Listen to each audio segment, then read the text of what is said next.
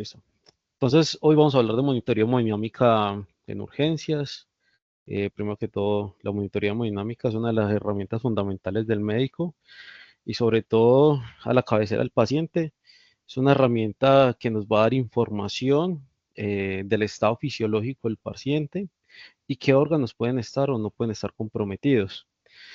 Y lo primero hay que definir qué es la monitoría hemodinámica. La monitoría hemodinámica implica observar cambios constantemente o en intervalos de esas variables fisiológicas a lo largo de un tiempo para revelar cambios en la función de un órgano.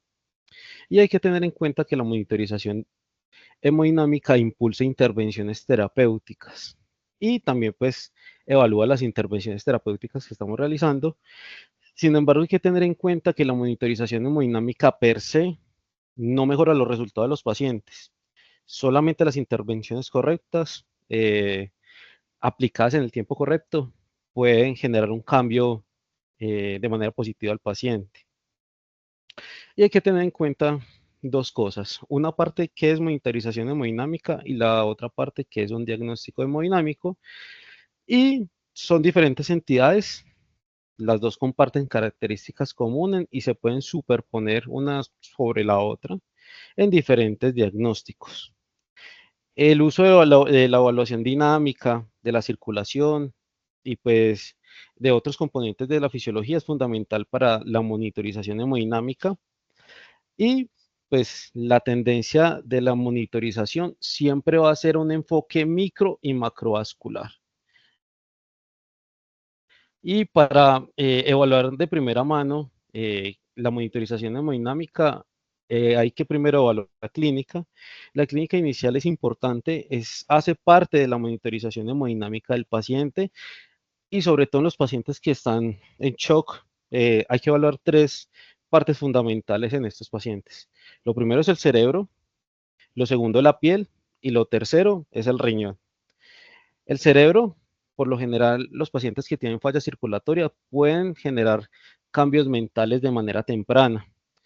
Anteriormente se describía como indiferencia generalizada, apatía o cambios de comportamiento, incluso hasta llegar a la agitación. Y pues una de las alteraciones más comunes que se presentan en este caso es en el shock séptico. Por lo general, los cambios en la oxigenación cerebral y la perfusión de la microcirculación va a desempeñar un papel importante para que se dé este deterioro neurológico. Lo segundo es la piel, que va a hablar de segunda mano la piel. Uno de los mecanismos para preservar en el shock esa vitalidad de los órganos más importantes es la centralización del flujo.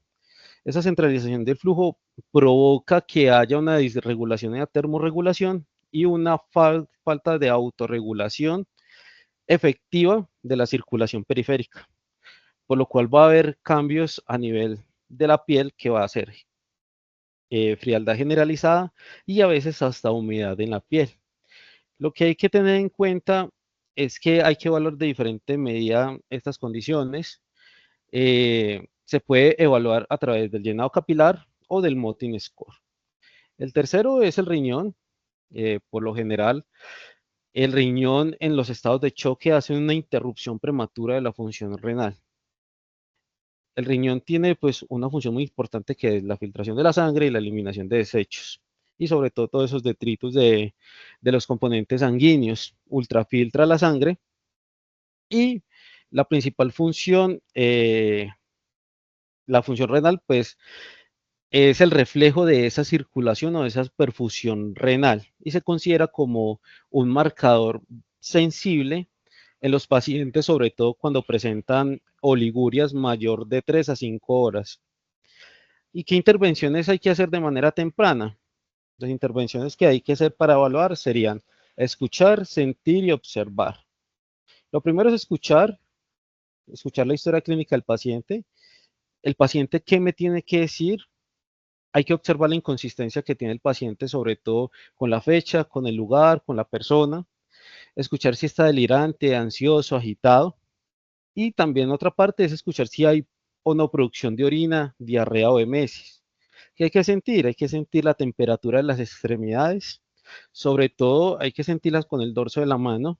La evaluación siempre se hace de distal a proximal, evaluando desde las extremidades más periféricas hasta lo más central.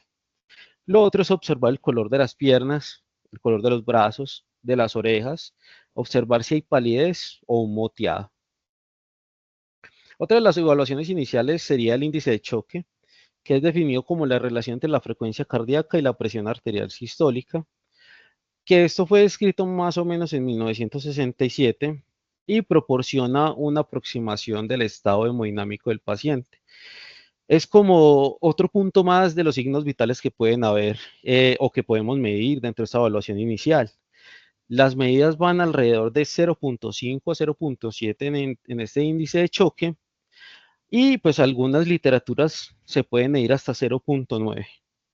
En este paper, que es de Muro, recopilan pues todas esas estudios observacionales que se realizaron. Saqué y extraje esta tabla que me parecía interesante con respecto a la calificación de cada punto del índice de choque con respecto a la edad y en los pacientes que son de 65 o de mayor edad. Vemos que a través que va aumentando el puntaje, la sensibilidad va siendo inversamente proporcional, mientras que la especificidad va siendo directamente proporcional. ¿Qué quiere decir eso? Que es más sensible si el puntaje es más bajo y que es más específico si el puntaje es más alto en las dos poblaciones. ¿Qué quiere decir esto? Que si un puntaje de 1.2 me puede determinar que es un buen predictor de choque del paciente. La otra parte de la evaluación inicial es el Motin Score. En este paper nos hablan sobre cómo evaluar el Motin Score y el Motin Score se basa principalmente en la evaluación de las extremidades inferiores, sobre todo en las piernas, y se divide en 5 puntos. El punto 1, el punto 0, que es ausencia del moteado, el 1, que es un área pequeña de moteado, por lo general del tamaño de una moneda. El puntaje 2 es un área que no excede el borde superior de la rodilla. Puntaje 3 es un área de moteado que no excede la mitad del muslo. El puntaje 4 es un área de moteado que va más allá del pliegue de la ingle. Y el puntaje 5, que no va más allá del pliegue de la ingle. Y el puntaje 5 sí va más allá del pliegue de la ingle.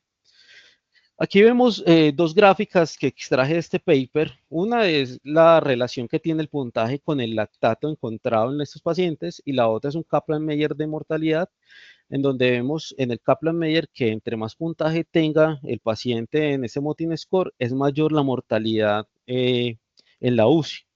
Y de igual manera, con la puntuación o con las mediciones de lactato, entre más puntaje tenga, mucho más lactato va a tener. Miremos acá que entre 0 y 1 va a tener un lactato entre de 0 a 5, entre 2 y lactato entre 4 a 10 y entre 4 a 5 un lactato entre 5 y más o menos 15. Para hablar de la monitoría hemodinámica, hay que hablar principalmente de los 5 principios del doctor Pinsky.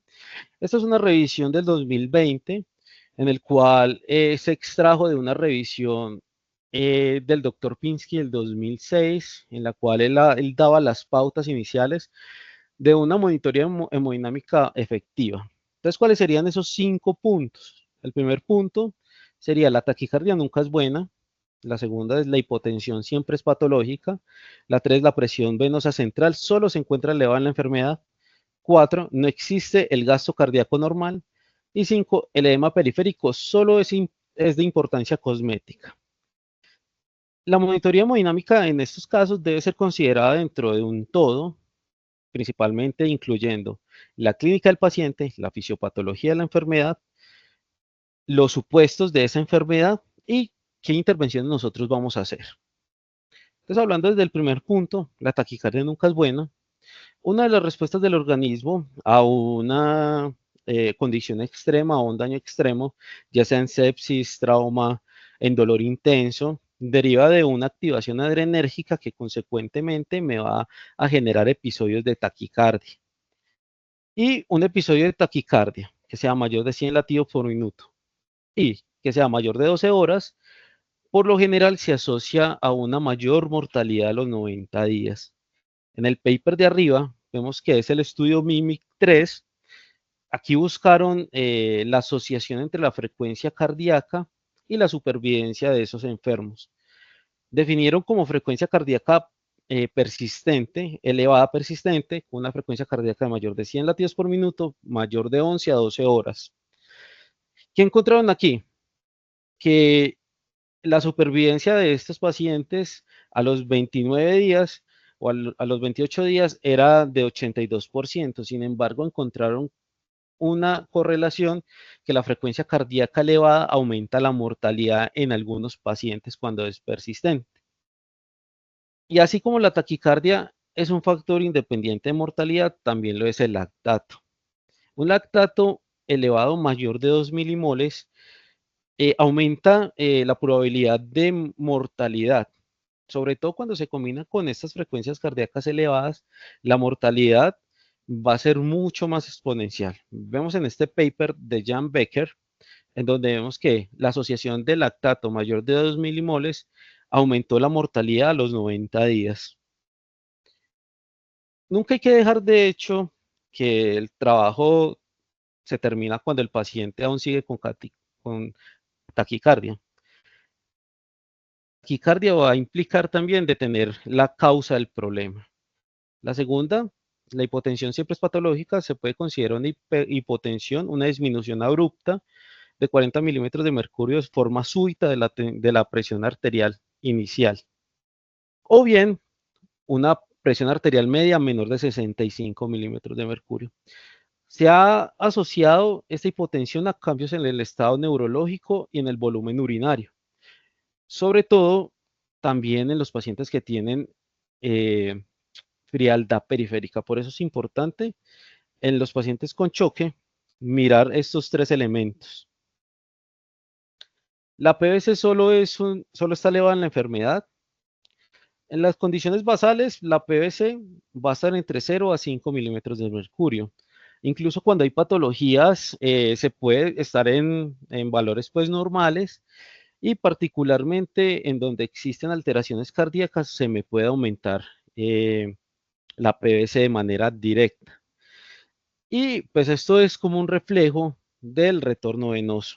Hay que tener en cuenta que el retorno venoso es el capital del entendimiento de la hemodinamia, y donde se puede decir que el gasto cardíaco es lo que mide sobre todo la función ventricular izquierda, pero el retorno venoso lo podemos medir como la función ventricular derecha. Tenemos en cuenta que cuando la PVC hay un incremento patológico, genera un impacto negativo en las condiciones fisiológicas del paciente. La PVC puede estar incrementada en falla ventricular derecha, falla ventricular izquierda, en sobrecarga de volumen, y sobre todo en los pacientes que están con una PVC mayor de 8 milímetros de mercurio, tienen un riesgo alto de falla cardiovascular importante. Y hay que tener en cuenta que la PVC no me va a servir para guiar la reanimación con líquidos. Sin embargo, sí me puede servir o se me puede ser útil para detener esa respuesta o ese reto volumétrico que le estamos dando al paciente. No existe gasto cardíaco normal. En realidad no existe un gasto cardíaco adecuado, pero sí existe un gasto cardíaco que cumpla con los requerimientos metabólicos o que no cumplan con los requerimientos metabólicos de ese paciente. Y los determinantes del gasto cardíaco son el volumen sistólico y la frecuencia cardíaca. Vemos desglosado el volumen sistólico, que lo entendemos como esa combinación de la precarga, la poscarga y la contractilidad, y la frecuencia cardíaca también me va a jugar un papel importante. Vemos en esta diapositiva cómo podemos combinar las dos variables anteriores de la PS y el cardíaco para obtener diferentes diagnósticos hemodinámicos. Un gasto cardíaco bajo más una PS bajo me puede hablar de un problema de retorno venoso. Un gasto cardíaco bajo y una PS alta me puede hablar de un problema de bomba. Para medir el gasto cardíaco efectivo podemos medirlo a través de la diferencia arteriovenosa de CO2. Si la diferencia arteriovenosa de CO2 es igual o menor de 6 milímetros de mercurio, se puede correlacionar con un gasto cardíaco adecuado. Tenemos que ver que dentro de la evaluación hemodinámica hay que evaluar la perfusión tisular. Y como primera medida hay que evaluar la saturación venosa de oxígeno y la saturación venosa central de oxígeno. Vemos que la oxigenación tisular es un producto neto entre el aporte y el consumo de oxígeno. Vemos desglosado que todo el aporte y el consumo de oxígeno va a estar dependiente del gasto cardíaco. Como primera medida, el aporte de oxígeno es el múltiplo entre el gasto cardíaco y la concentración arterial de oxígeno, que la concentración arterial de oxígeno es la hemoglobina por 1.34 por la saturación arterial de oxígeno, más 0.03 por la presión arterial de oxígeno. Dentro del consumo vemos que también el determinante importante es el gasto cardíaco. Vemos esa diferencia arteriovenosa de oxígeno. Tenemos la misma fórmula, sin embargo, en la concentración venosa de oxígeno, vamos a ver que lo que cambia es la presión venosa de oxígeno. Y el otro punto es importante, es la extracción de oxígeno, que es esa diferencia entre el consumo y el aporte. ¿Listo? Que lo podemos expresar como consumo, la saturación arterial de oxígeno menos la saturación venosa.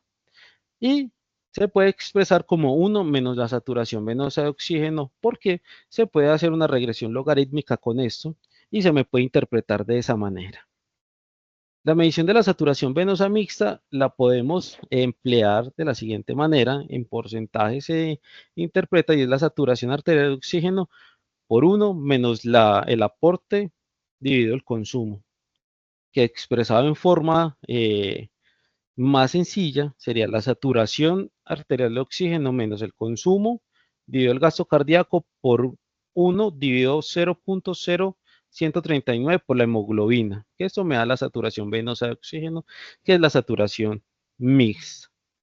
Entonces vamos a tener en cuenta que tenemos diferentes curvas, consumo versus aporte de oxígeno, en donde vemos una parte en la derecha, que es una parte independiente del consumo de oxígeno, pero cuando llegamos a ese punto crítico, en donde tenemos una saturación central venosa disminuida, un lactato sérico aumentado, tenemos un paciente en choque, vemos que la curva se vuelve dependiente del aporte de oxígeno.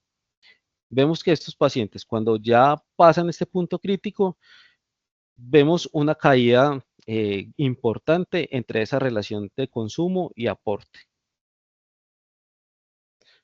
En estados normales, vemos que la saturación central de oxígeno va a ser menor que la saturación venosa de oxígeno. Sin embargo, en el choque, sobre todo en el choque séptico, la saturación central de oxígeno va a ser mayor a la saturación venosa de oxígeno.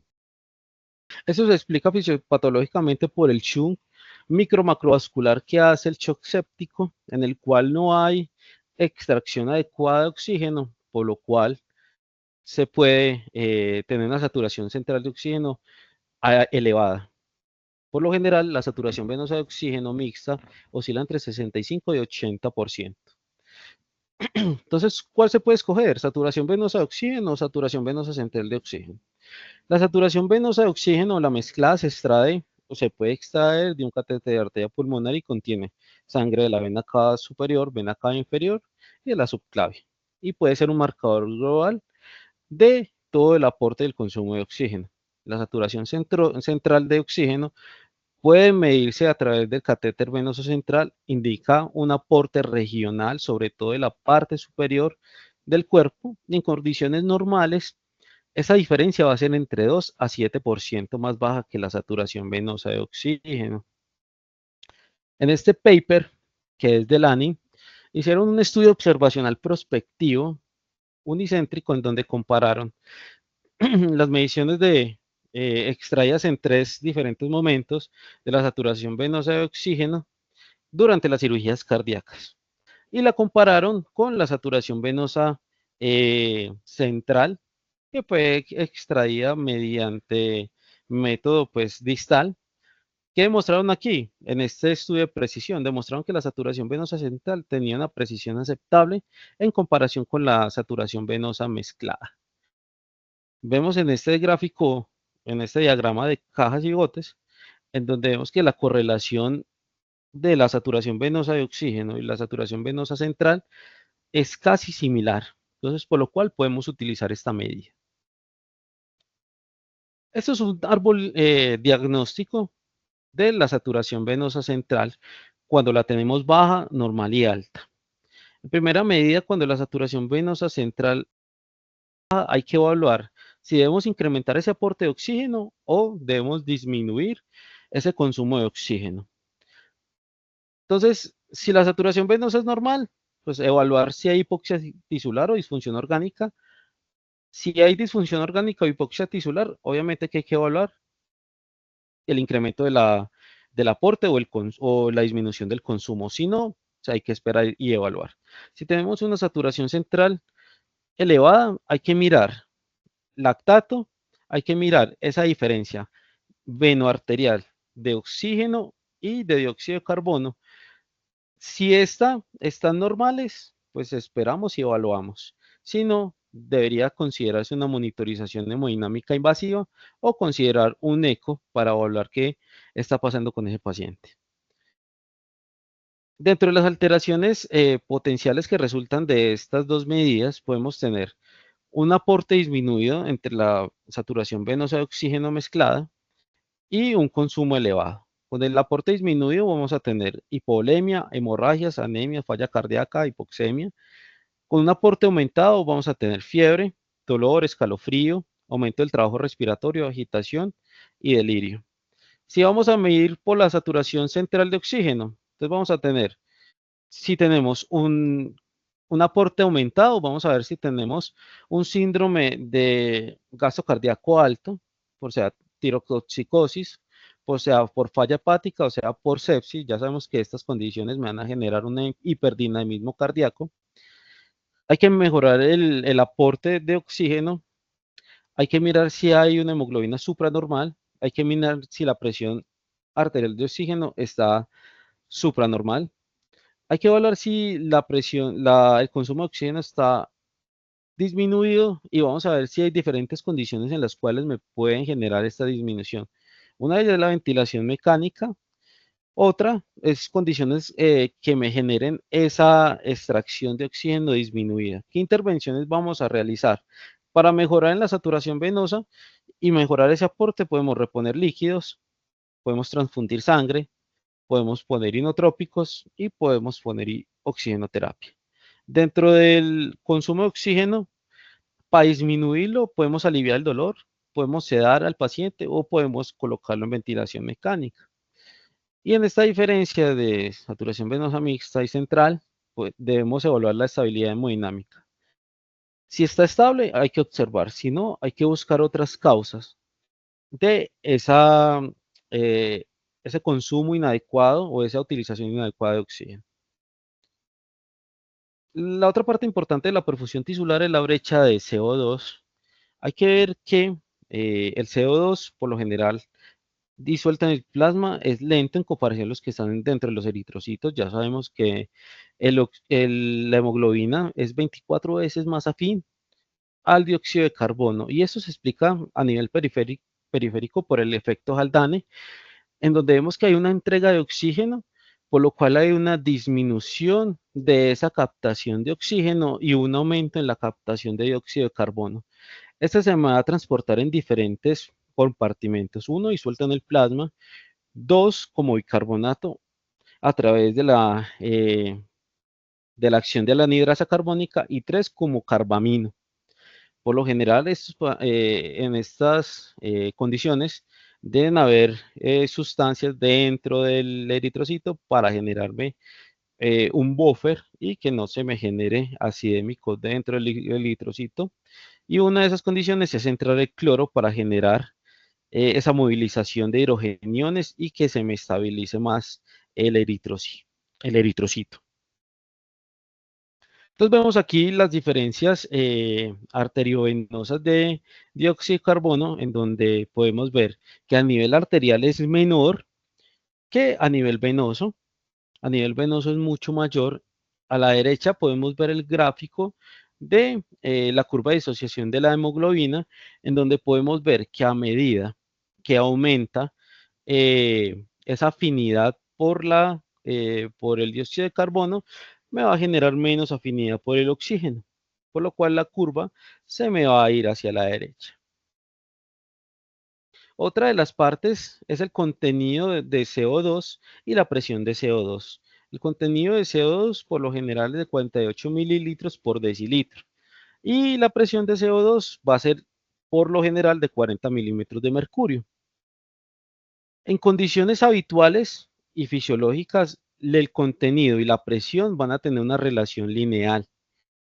A través de la ecuación de Fick, que es la que vemos abajo, que es el contenido de CO2 que va a estar determinado por el gasto cardíaco, por el contenido venoso y arterial, esa diferencia del contenido venoso y arterial de CO2.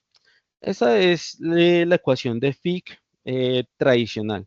Sin embargo, por esa relación lineal que tiene la concentración de CO2 y la presión de CO2, podemos medirlo mediante la ecuación de Fick modificada, la cual sustituye el contenido por la presión, en donde tenemos un coeficiente pseudolineal, por lo cual lo repetí anteriormente, tiene una relación lineal la presión con el contenido, y podemos ver que también va a estar ese contenido dividiendo el gasto cardíaco. Vemos en la curva de abajo ese contenido cómo va a ser lineal, el contenido con la presión. Sin embargo, en condiciones donde me va a generar acidemia, se me puede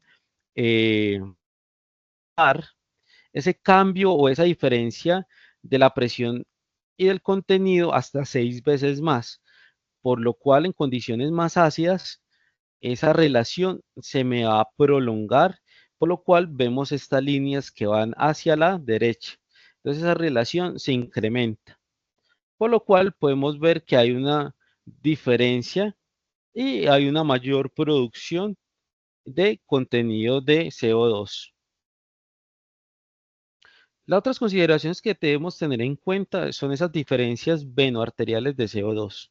Cuando están mayores de 6 milímetros de mercurio, va a tener una relación con aumento de la mortalidad.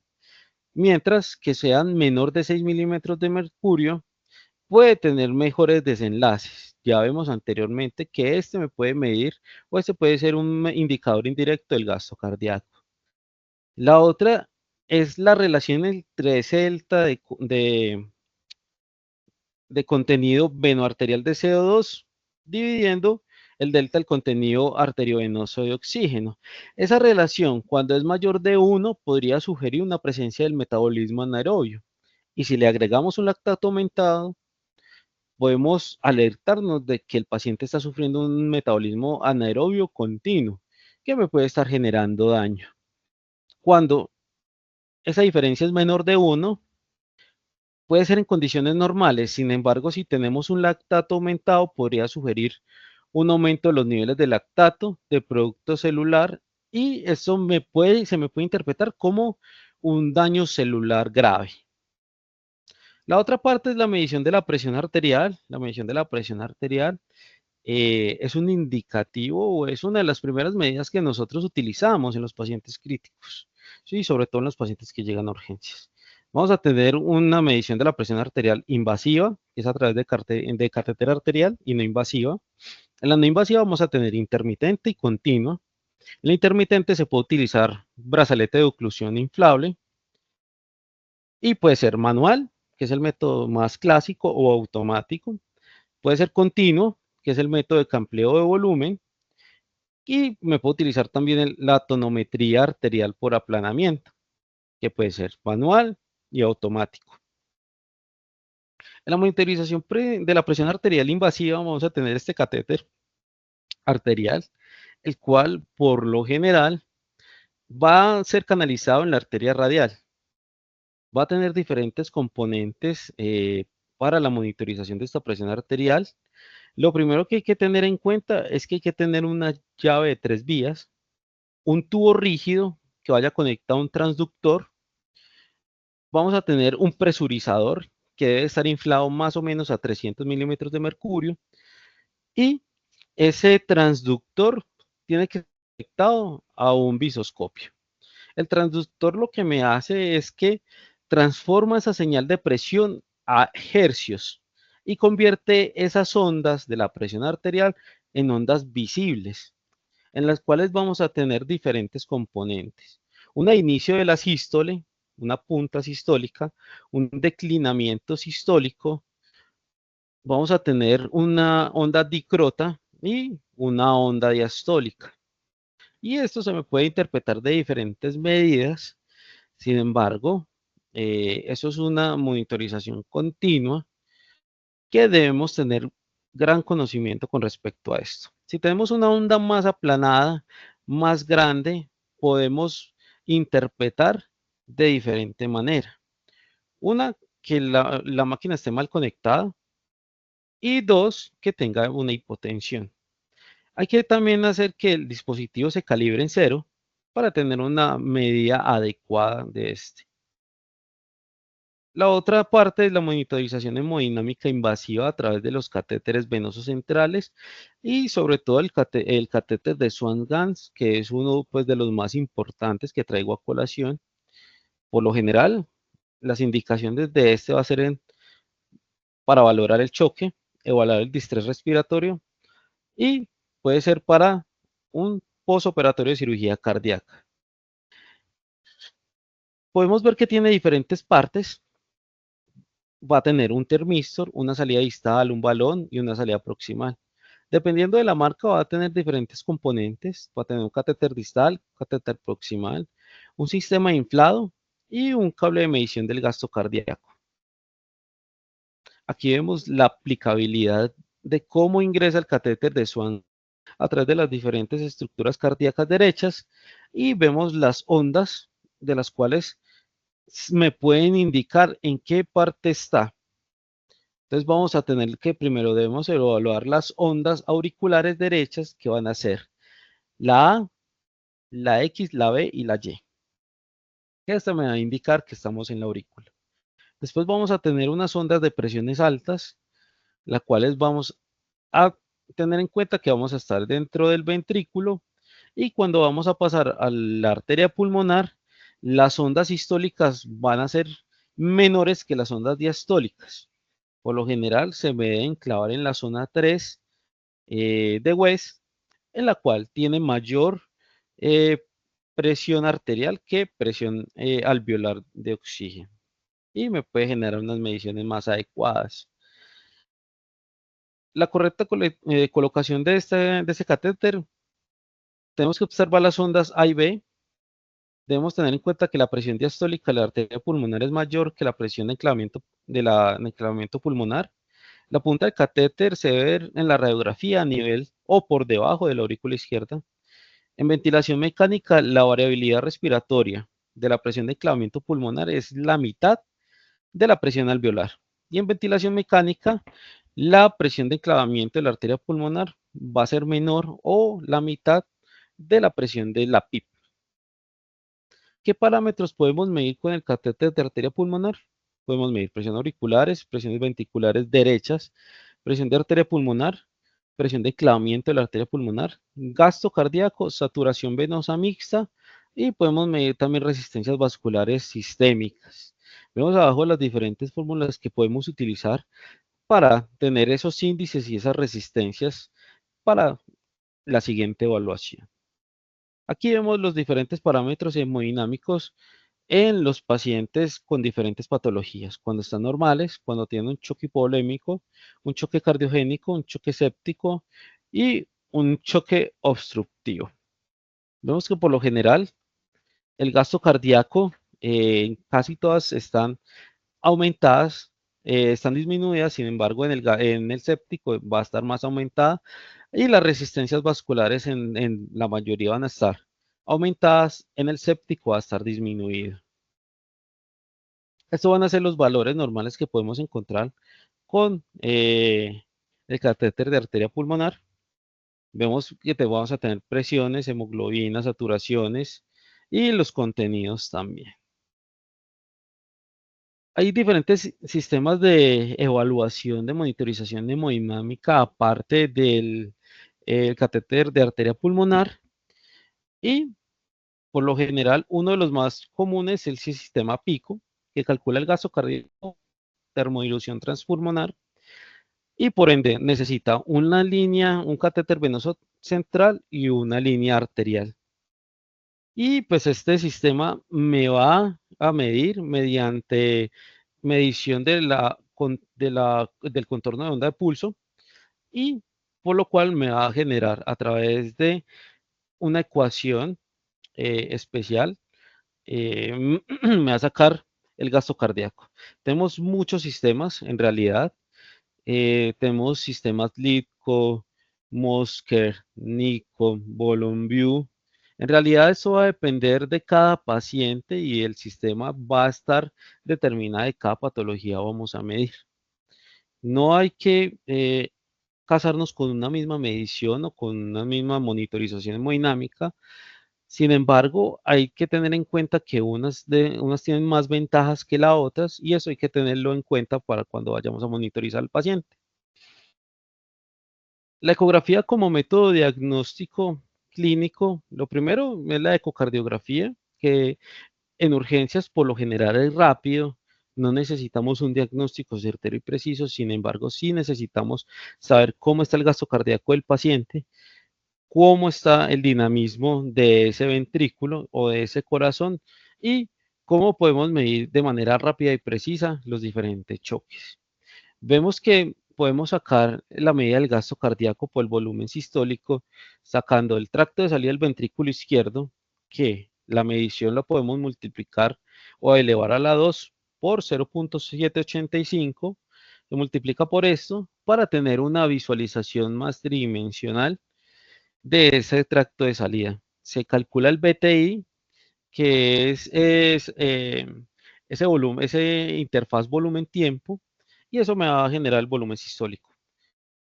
Ese volumen sistólico lo multiplicamos por la frecuencia cardíaca y vamos a tener un gasto cardíaco. ¿Qué desventajas tenemos con eso? Podemos subestimar estos valores y por ende podemos tener un tratamiento no tan adecuado de los pacientes. Lo otro es la evaluación del estado de volumen. En esta gráfica podemos ver que tiene una relación con la curva de Frank-Starling, en donde vemos un ventrículo o un volumen sistólico hipodinámico en la curva roja, normal en la curva azul e hiperdinámico o respondedor a volumen en la curva verde. En la curva roja podemos decir que no responde a volumen y lo podemos medir a través de eh, una ecografía pulmonar en donde vamos a ver diferentes líneas B por esa congestión.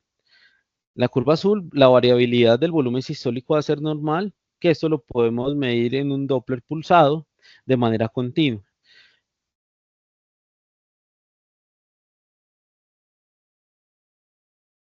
La otra parte es el índice de colapsabilidad de la vena cava inferior, en donde vamos a tener en cuenta diferentes parámetros. Uno, la colapsabilidad, eh, si es mayor del 50%, si es menos del 50%, y pues si esa colapsabilidad o esa medición primaria está menor de 2.1 o mayor de 2.1. Eso me va a sugerir si el paciente está o con harto volumen hipervolémico o si está hipovolémico. Hay que tener en cuenta que la medida sola del índice de colapsabilidad de la vena cava inferior no tiene un buen rendimiento diagnóstico como tal. A través de la técnica Vexus se ha mejorado esta parte. Entonces vamos a tener en cuenta que se puede medir este índice de colapsabilidad de la vena cava inferior y la medida de la vena cava inferior puede ser de 2, 3, 4, 5 centímetros. En realidad no hay diferencia. Los últimos estudios no han demostrado que haya diferencia en estas diferentes medidas. Eh, Aquí podemos ver en modo M y en modo 2D cómo se puede medir y nos sugieren en realidad que debemos hacer un protocolo que se llama el protocolo Roche, que es el protocolo de ultrasonografía que es uno de los más utilizados, en donde podemos mirar de manera rápida y concreta los diferentes estados de choque. Primero hay que medir la bomba, segundo hay que medir el tanque y tercero vamos a tener que medir esa tubería. En realidad podemos medir el choque hipovolémico, cardiogénico, obstructivo, distributivo, viendo el hiper o hipodinamismo de los pacientes. Vemos el tanque, si la vena cava inferior está o no está distendida, y me va a generar pues los diferentes fenotipos. Y me hay que mirar esa tubería cómo está, si está depletada, si está normal. ¿Qué limitaciones tiene para medir la vena cava inferior? Vamos a tener limitaciones torácicas, limitaciones toracoabdominales y vamos a tener limitaciones abdominales. Torácicas, que tenga un neumotórax, que tenga un tubo en el mediastino, un enfisema o un pulmón efisematoso. Toracoabdominales, incisiones, cirugías recientes o un enfisema subcutáneo, obesidad mórbida. Abdominales, una interfase o una oclusión temprana que puede ser por diferentes medidas, un hígado con una ecogenicidad normal, un neumoperitoneo y pues dolor también me puede generar pues estas malas interpretaciones. ¿Qué podemos tener o qué me puede generar una medición inadecuada de la vena cava inferior? Cuando lo vamos a supraestimar, vamos a ver que puede tener el paciente un taponamiento cardíaco, una estenosis valvular severa, un embolismo pulmonar masivo, si está con ventilación mecánica o en alta PIT, subestimar incremento de los volúmenes, incremento del esfuerzo respiratorio, también en Valsalva me puede modificar esta medida. Dentro de la ecografía pulmonar es otro de los métodos de monitorización hemodinámica. Traigo a colación el protocolo LUZ, que me parece que es uno de los protocolos más rápidos. El protocolo LUZ utiliza 14 puntos o a veces hasta 12 puntos, que es el rápido, en la cual vamos a medir cómo va a estar ese pulmón. Lo medimos a nivel de la línea medioclavicular superior, a nivel del segundo espacio intercostal, bajamos a nivel del quinto, sexto espacio intercostal con línea medioclavicular, pasamos a línea axilar anterior en quinto o sexto espacio intercostal y bajamos hasta el noveno décimo espacio intercostal. Y podemos tener estas diferentes anormalidades. Un pulmón normal, vemos que tienen efectos de reverberación de esa, pleura parietal, que son las líneas A, pueden ser normales. Cuando tenemos una efusión pleural, vamos a tener hartas líneas B, o podemos tener este punto pulmonar, ¿listo? En esta parte vamos a tener una evaluación en modo M, en donde vemos pues esa efusión también. Podemos ver las consolidaciones cuando son muy grandes o un síndrome intersticial que podemos ver esta imagen como en sal y pimienta. También cuando tenemos neumotórax vamos a tener este signo que es de la estratosfera o signo de código de barras. Dentro de la correlación entre la ultrasonografía pulmonar y el TAC, vemos que no hay diferencias significativas. En realidad tiene un buen rendimiento diagnóstico la ultrasonografía pulmonar. En realidad me puede predecir si el paciente tiene o no efisema, efusión, si tiene o no tiene consolidaciones, si tiene o no tiene derrames. ¿Listo?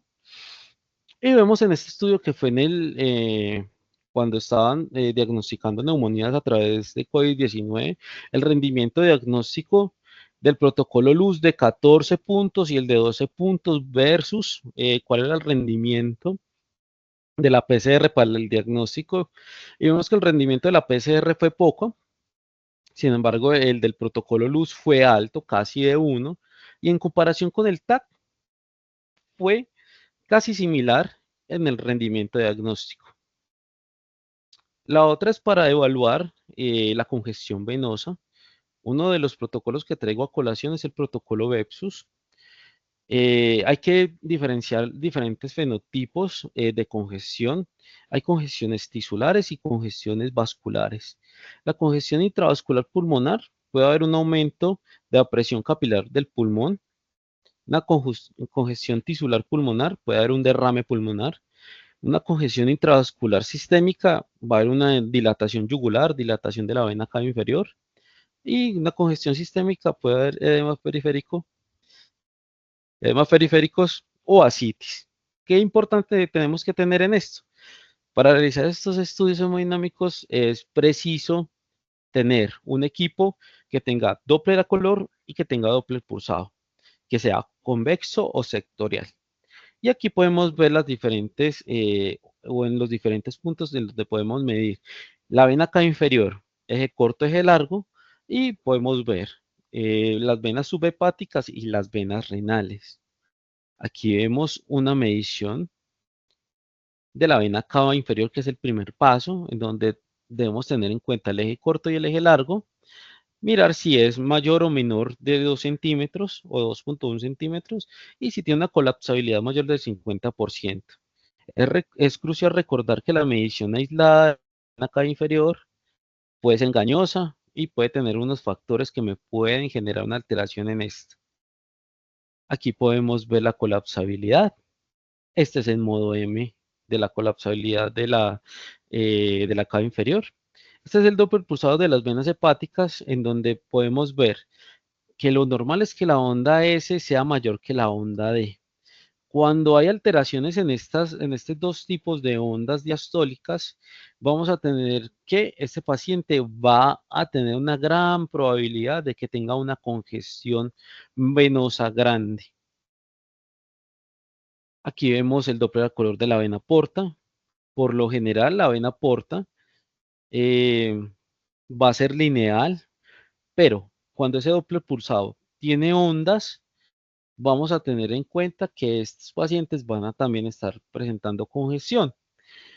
Este es de las venas renales, vemos que es una medición muy lineal, pero vamos a tener en cuenta que cuando empiezan las ondas bifásicas o cuando son monofásicas, bifásicas podemos tener en cuenta que tiene una congestión moderada. Continua normal, y cuando es una onda monofásica, vamos a ver que este paciente tiene una congestión severa. Aquí podemos ver las diferentes mediciones del Vexus, en donde vemos un paciente no congestionado, con una colapsabilidad normal, una vena hepática normal, una porta normal y unas venas renales con un trazado lineal. Y vemos que a través de las ondas se me van deformando y se me van generando más tortuosas. Y vemos al final que tiene una congestión severa. Lo vamos a clasificar en grado 0 cuando no tiene congestión y la medición de la vena cava inferior es menor de 2 centímetros, grado 1, que es mayor de 2 centímetros, y alguna combinación entre la vena hepática, si tiene pues anormalidades de la vena hepática o renal. Grado 3, cuando hay más de una alteración de la vena hepática, la vena porta o la vena renal, y grado 3 es cuando todo en realidad está alterado. ¿Qué podemos concluir con esto? Que la monitorización hemodinámica en el departamento de emergencia debe ser se debe comenzar con la evaluación clínica exhaustiva y no invasiva, incluyendo la observación de signos vitales, la evaluación del estado mental y la inspección de la piel. La integración de los biomarcadores como el lactato sérico junto con la ultrasonografía a la cabecera puede mejorar significativamente los resultados de los pacientes. Y la elección de la técnica de monitorización hemodinámica debe ser individualizada.